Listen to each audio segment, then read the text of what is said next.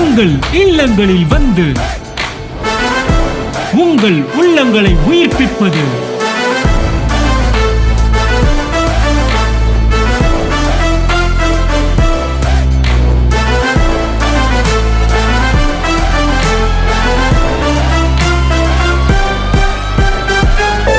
உங்கள் channel DJ. கர்த்தருக்கு கோடான கோடி சோத்திரம். நான் இந்த ஊழியத்துக்கு வர்றப்ப 80,000 ரூபாய் கடனோடையும் 3,000 ரூபாய் வீடுக்கு வாடகை கொடுக்க முடியாத சூழ்நிலையில் தான் நான் இங்கே வந்தேன். அப்போ தேவன் நான் வேலைக்கு போகல. எங்கள் கணவர் இறந்தப்ப நான் வேலைக்கு போகல, வீட்டில் தான் இருந்தேன். வீட்டில் இருக்கிறப்ப எனக்கு கை செலவுக்கே பணம் இல்லை. என்ன பண்ணுறது? ஒரே ஒரு நகையை 80,000 ரூபாய்க்கு வச்சுருக்கோமே, அதுக்கு மேலே என்ன பண்ண முடியும்னு எனக்கு தெரியலை.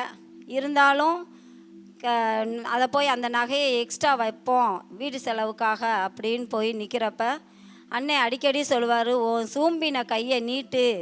சாரிபாத்து விதவை முதல் அடையை சுட்டு எலியாவுக்கு கொடுத்த மாதிரி நீங்கள் கொடுங்க அப்படின்னு சொல்லுவார். அந்த வார்த்தையின்படி எனக்கு ஓயாமல் வந்துக்கிட்டே இருக்கும். ஆனால் எனக்கே வீட்டுக்கு செலவுக்கு கூட காசு இல்லையே, நம்ம எப்படி கொடுக்க போகிறோம் அப்படின்னு நினைக்கிறப்ப அந்த நகையை கொண்டு போய் நான் வைக்கிறப்ப தேவன் கேட்டார், இந்த நகையை நீ எத்தனை தடவை நீ உனக்கு வச்சுருப்பேன்னு கேட்டார்.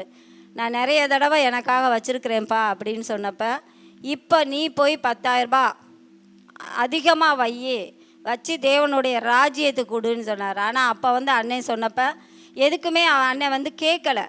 இதுக்கு கொடுங்க அதுக்கு கொடுங்கன்னு கேட்காதப்ப நான் என்ன பண்ணணும், எதுக்கு கொடுக்கணுன்னே தெரியாமல் கொண்டு போய் என்னை வச்சு கொடுக்க சொல்கிறீங்களே அப்படின்னு சொல்கிறப்ப அப்போ ஒரு வார்த்தை சொன்னார், புதிய இடம் வாங்குறதுக்காக நீ கொண்டு போய் அண்ணன் கையில் கொடு அப்படின்னு சொன்னார். நான் உடனே அதை நினச்சிக்கிட்டு, சரி அண்ணன் புதிய இடம் வாங்கணுன்னே ஐடியா இல்லாமல் இருக்காங்க, ஆனாலும் நீங்கள் கொடுக்க சொல்கிறீங்கன்னு சொல்லிவிட்டு அந்த விசுவாசத்தோடு நான் எக்ஸ்ட்ரா என் வீட்டு செலவுக்கும் அதிகமாக வச்சு அந்த 10,000 ரூபாய் எக்ஸ்ட்ரா வச்சு அண்ணன் கையில் கொண்டு அதுவும் அண்ணன் வீட்டில் நான் விசாரிக்க வரேன்னு சொன்னார். இல்லை நீ வீட்டில் கொடுக்கக்கூடாது, நீ போய் தேவனுடைய சமூகத்தில் போய் கொடுன்னு சொன்னார். நானும் என் பொண்ணு தான் சாட்சி. அவளையும் தான் வச்சு இந்த இடத்துல நான் புதிய இடம் வாங்குறதுக்காக தேவனுடைய ராஜ்யத்துக்காக நான் கொடுக்குறேன் அப்படின்னு சொல்லி அண்ணன் கையில் கொடுத்தேன்.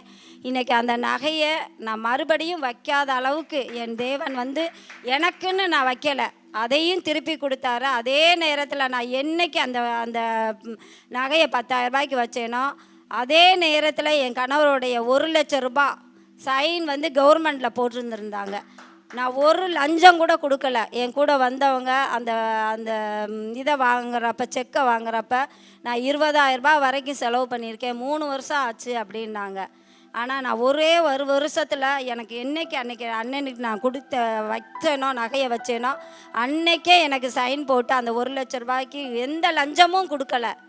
எனக்கு அந்த 1,00,000 ரூபாவை முழுமையாக வாங்கி கொடுத்தாது. அதுக்காக கோடான கோடி சகோதரம் அவ்வளோ அற்புதம் பண்ணியிருக்கிறாரு. அற்புதத்தை சொல்கிறதுக்கு அளவே இல்லை, அந்த அளவுக்கு அற்புதம் சொல்லியிருக்கிறாரு.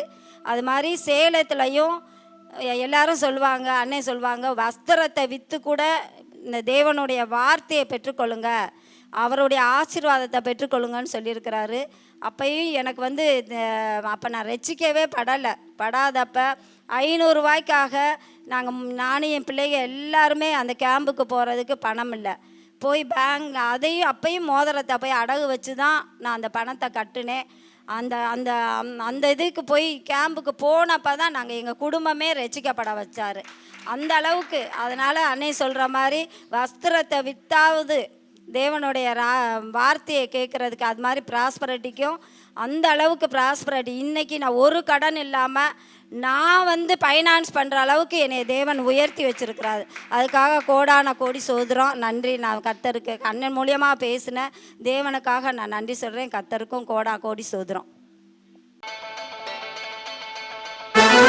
உங்கள் இல்லங்களில் வந்து உங்கள் உள்ளங்களை உயிர்ப்பிப்பது